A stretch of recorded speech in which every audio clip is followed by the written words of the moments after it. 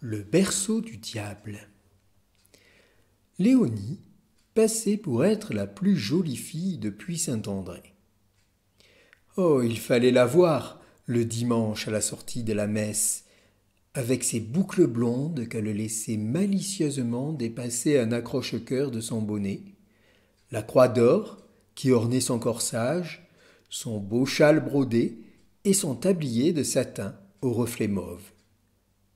Pas un garçon du village ne pouvait s'empêcher de la regarder.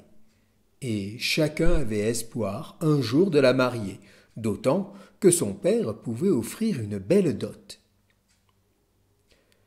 Dans la semaine, Léonie reprenait ses habits de bergère. Une solide robe, une cape de laine et des souliers ferrés. Mais elle n'oubliait jamais d'emporter un petit miroir et un peigne de corne qu'elle avait acheté à la foire du Champ de Mars. Un beau jour de la fin juin, elle était allée garder le troupeau de vaches de son père vers le bois d'Aval. Elle avait emporté un panier avec un casse-croûte, sa gourde et un peigne à érelle, tandis que les vaches paissaient tranquillement sous la surveillance de Robineau, un vieux chien griffon. Léonie parcourait le bois alentour tout en cueillant des érelles, songeant aux bonnes tartes et confitures que sa mère allait confectionner. Allant, venant, en fin d'après-midi, elle s'était approchée de la pierre Carentiero, suivie par Robineau, qui tant bien que mal regroupait le troupeau. La pierre Carentiero, ça veut dire la pierre glissière, un véritable toboggan, rappelant la forme d'un berceau sur lequel les jeunes bergers insouciants s'amusaient à glisser au risque de chuter dans le précipice en contrebas. Léonie s'était assise sur la mousse, avait ôté son bonnet, et après avoir peigné ses cheveux, elle y plaça une belle fleur rose de lys Martagon. Elle sortit le petit miroir de son étui de bois et admira le travail accompli. « Qu'en penses-tu, Robineau? Est-ce que ta maîtresse te plaît ?»« Wow, wow !» répondit le vieux chien, tout en gardant un œil sur les vaches. « Ah, Robineau, pourquoi n'es-tu pas un prince charmant pour m'emporter dans un château, loin de ces rustres de garçons du village ?» C'était la fin d'après-midi. Le soleil était encore chaud. Léonie s'assoupit, rêvant à son prince charmant. Petit à petit, le jour décline, la nuit s'installe. Une grosse lune rouge brille dans le ciel. Robineau lèche le visage de sa maîtresse pour la réveiller. « Oh, mon prince !»« Idiote, pense Robineau. Je suis pas ton prince. Il serait temps qu'on ramène les vaches au village. Je suis sûr qu'à cette heure-ci, tout le monde doit nous chercher. » C'est alors qu'un vent chaud, qui pourtant donnait des frissons, se lève. De gros nuages rouges et noirs cachent les étoiles.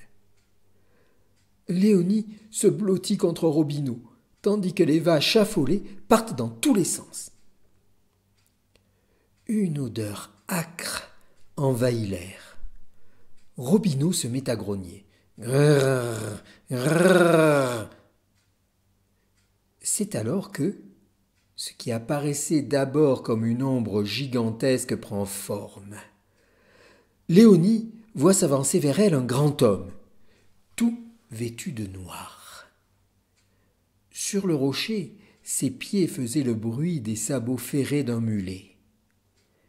Il avait de longues dents, mais ça ne se voyait pas, sauf quand il souriait, mais il ne souriait pas. Ses yeux jaunes avaient de l'éclat, mais ça ne se voyait pas. Il baissait les paupières comme des meurtrières. Il avait sur chaque bras un enfant braillard. Robineau se tapit tout en gémissant. C'est alors que le diable, car c'était lui, s'adresse à Léonie. « Oh, tu tombes bien, toi. Justement, j'avais besoin d'une nounou pour s'occuper de mes diablotins d'enfants. Ma femme, pourtant une rude diablesse, ne les supporte plus. » Léonie, terrorisée, recule. Soudain, ses souliers cloutés dérapent sur le rocher et la voilà en glissade sur la pierre Carranciero. Rien pour se rattraper. « Oh mon Dieu, aidez-moi !» C'est alors qu'un doux parfum de rose envahit l'air. Le diable disparaît dans un bruit de tonnerre, et Léonie se sent doucement déposée sur un lit de mousse fraîche en bas du précipice. Le lendemain matin, à l'aube, toute désorientée, elle reconnaît l'aboiement de Robineau. « Wouh, wouh, wouh !» suivi d'un brouhaha. « Léonie !» Tout le village était à sa recherche. Son père en tête l'interpelle. « Mon Dieu, Léonie, où étais-tu ? On te cherche depuis cette nuit. Les vaches sont rentrées seules. S'il n'y avait pas eu Robineau, on t'aurait pas trouvé. Mais qu'est-ce que t'es allé puis te promener à la pierre Carranciero ?» Alors Léonie raconte son histoire. Le diable, les diablotins, les anges et tout ce qui s'ensuit. « Mauvaise fille, avoue que tu as été encore dans tes idées folles de prince et que tu t'es perdue. Et le troupeau avec. Heureusement que ce brave Robineau était là. » Toute la semaine, au village, garçons et filles apostrophaient Léonie. « Alors, il était beau le prince. Paraît qu'il avait de beaux pieds fourchus et de grandes dents. C'est quand que tu vas le marier ?» Léonie en avait assez de toutes ces moqueries. « Ah, vous ne croyez pas que les anges me protègent ? Eh bien, cet après-midi, on retourne à la pierre, et là, vous verrez bien. » Et les voilà partis au bois d'Aval. Léonie s'allonge sur la pierre et se laisse glisser. « Mon Dieu, aidez-moi !» Mais cette fois, pas de parfum, mais un gros coup de tonnerre. Léonie chute, et tous la voient disparaître. Chacun prend ses jambes à son cou et regagne le village. Et Léonie dans tout ça. On raconte que certaines nuits, dans le bois d'Aval, on entend d'abord des sonnailles.